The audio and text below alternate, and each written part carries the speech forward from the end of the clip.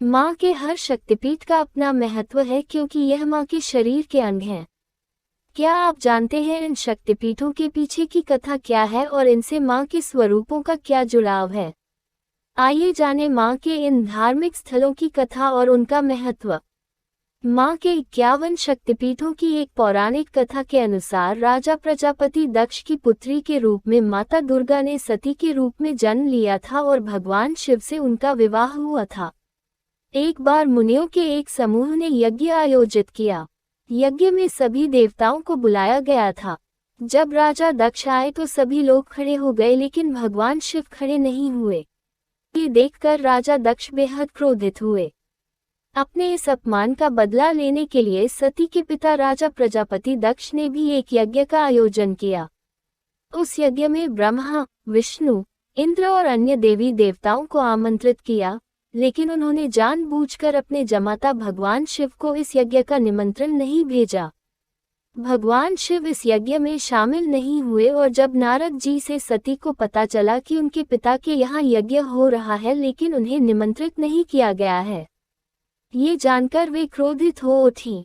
नारद ने उन्हें सलाह दी कि पिता के यहाँ जाने के लिए बुलावे की जरूरत नहीं होती है।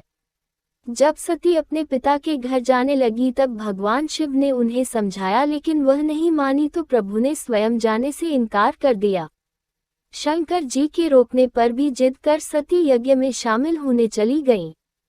यज्ञ स्थल पर सती ने अपने पिता दक्ष से शंकर जी को आमंत्रित न करने का कारण पूछा और पिता से उग्र विरोध प्रकट किया। इस पर दक्ष भगवान शंकर के बारे में सती के सामने ही अपमानजनक बातें करने लगे।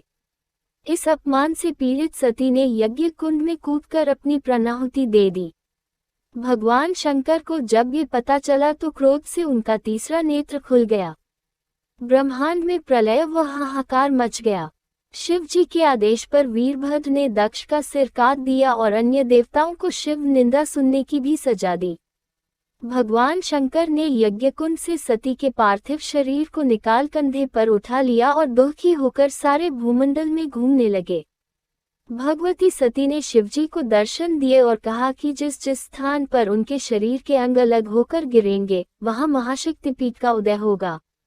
सती का शव लेकर शिव पृथ्वी पर घूमते हुए तांडव भी करने लगे, जिससे पृथ्वी पर प्रलय की स्थिति उत्पन्न होने लगी।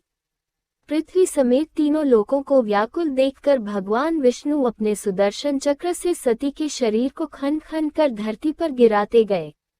जब जब शिव नृत्य मुद्रा में पैर पटकते, विष्णु अपने चक्र से माता के शरीर का कोई अंग काटकर उसके टुकड़े पृथ्वी पर गिरा देते। शास्त्रों के अनुसार इस प्रकार जहां जहां सती के अंग के टुकड़े, उनके वस्त्र या आभूषण गिरे, वहां वहां शक्तिपीठ का उदय हुआ। इस तरह कुल 51 स्थानों में माता के शक्तिपीठों का निर्माण हुआ। अगले जन्म में सती ने राजा हिमालय के घर पार्वती के रूप में जन्म लिया और घोर तपस्या कर शिव को पुनः पति रूप में प्राप्त किया।